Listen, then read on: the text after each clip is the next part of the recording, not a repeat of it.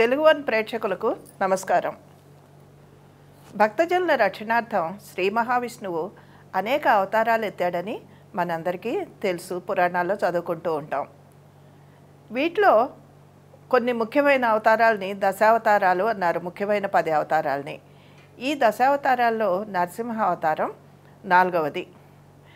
నరుడు మానవుడు కలిసిన శ్రేష్టమైన ఈ అవతారం ఉత్తర భారతదేశంలో కన్నా దక్షిణ భారతదేశంలో ఎక్కువ ఆరాధనీయంగా ఉంది.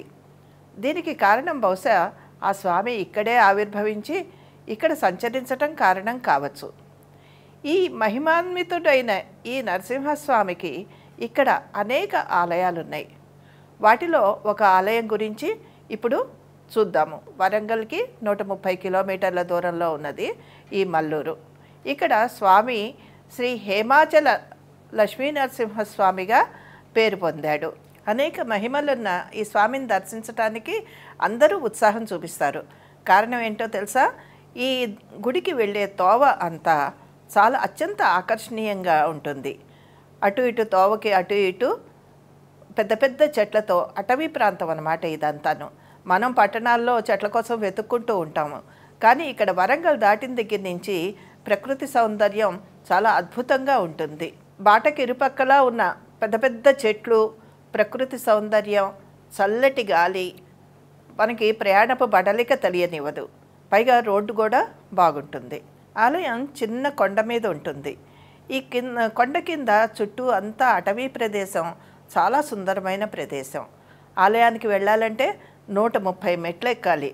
ఈ మెట్లన్నీ ఎక్కిన తర్వాత పైన నరసింహస్వామి ఆలయం చిన్నదే, మహత్తు మాత్రం చాలా ఎక్కువనని చెబుతారు.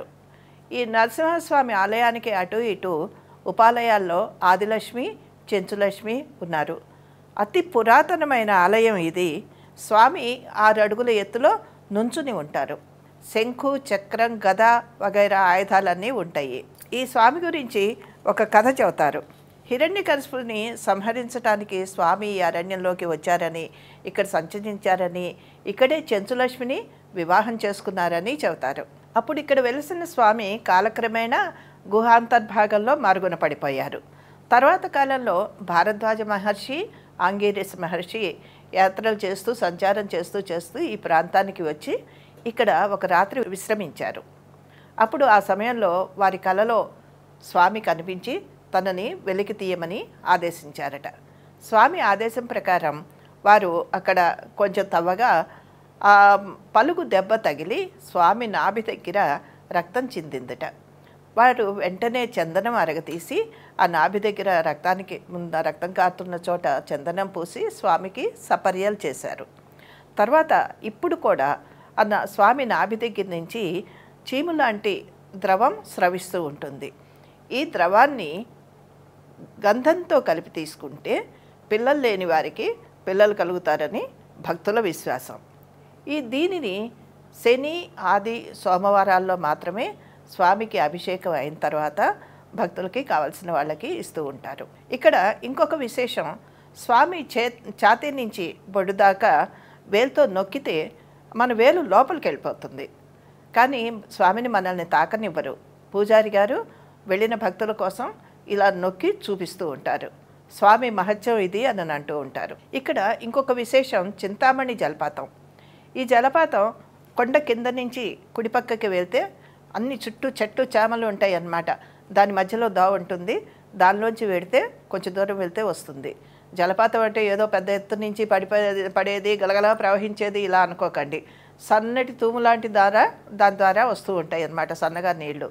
అయితే ఈ నీళ్లు చాలా ఔషధ గుణం కలిగిన నీళ్లు అనని చాలామంది అక్కడ తెలిసిన విశ్వసించే భక్తులు సీసాలు తీసుకొచ్చి మరి ఆ నీటిని ఇంటికి తీసుకెళ్ళి రోజు ఔషధంలాగా సేవిస్తారనమాట. ఎందుకంటే ఈ నీళ్లు చాలా అడవుల్లోంచి ఔషధ మొక్కల్ని ఒరుసుకుంటూ ప్రవహిస్తూ వస్తాయి.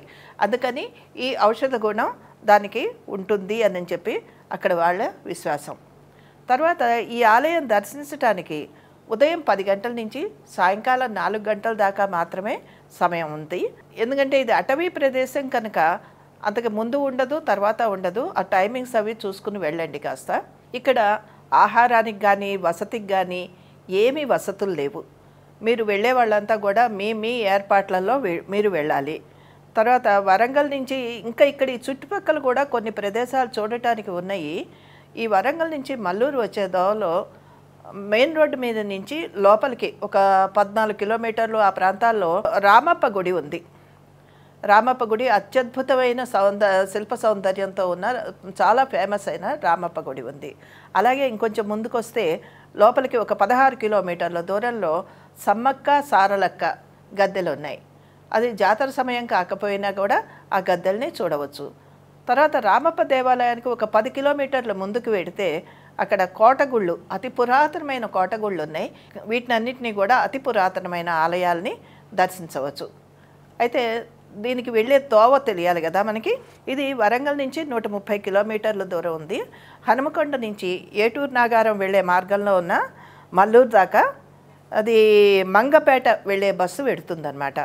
ఈ మల్లూరు దగ్గర దిగిన తర్వాత మళ్ళీ లోపలికి అక్కడ ఒక ఆలయాన్ని సూచించే కమాను, దాని లోపలికి ఒక 4 కిలోమీటర్లు వెళ్ళాలి.